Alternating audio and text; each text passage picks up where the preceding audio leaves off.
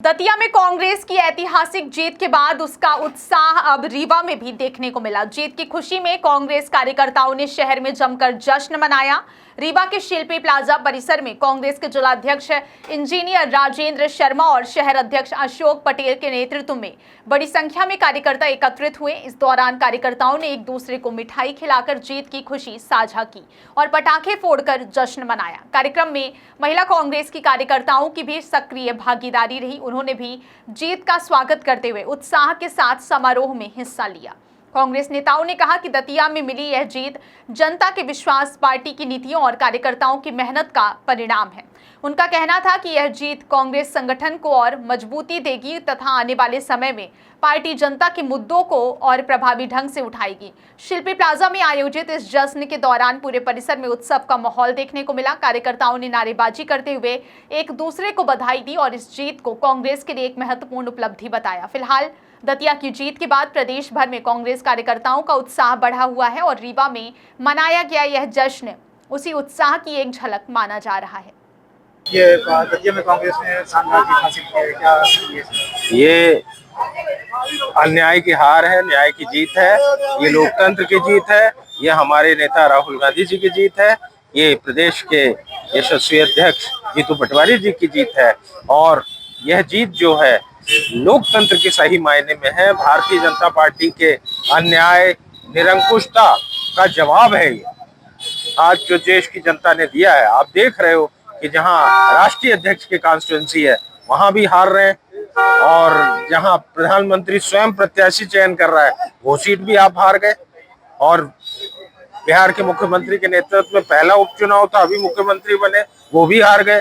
तो एक तरीके से भारतीय जनता पार्टी की पूरी हार है। पार्टी की हार है, प्रधानमंत्री की हार है, मुख्यमंत्री की हार है, इनके भ्रष्टाचार की हार है, इनके अन्याय की हार है, इनकी निरंकुशता की हार है।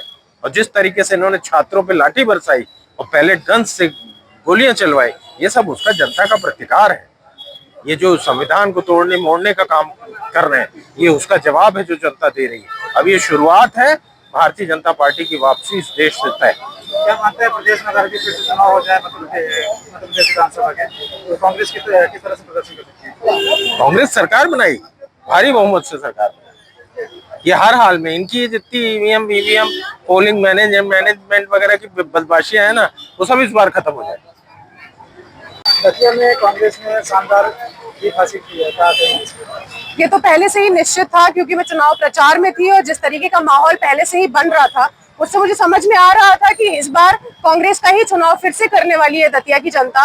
और जिस तरीके से पूरे देश में माहौल बना हुआ है, आप देख रहे हैं देश का स्टूडेंट परेशान है, किसान परेशान है, महिलाएं परेशान है, कौन सा ऐसा वर्ग है जो परेशान नहीं है।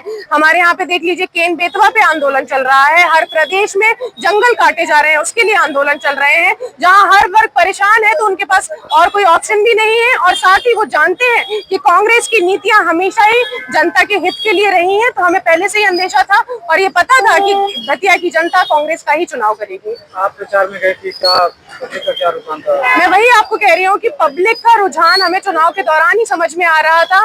भर भर कर उत्साह था जनता के बीच में। हम उनकी बिटिया मांडवी जी के साथ चुनाव प्रचार कर रहे थे, बहुत ज्यादा आशीर्वाद दे रही थी जनता और जनता का पहले से उन्होंने जनता हमें आश्वासन दे रही थी कि हम कांग्रेस का ही चुनाव करेंगे। और इसी के लिए आज हम लोग रीवा में भी दतिया चुनाव के जीत को हम लोग सेलिब्रेट कर रहे हैं और पूरे देश में कांग्रेस के कार्यकर्ता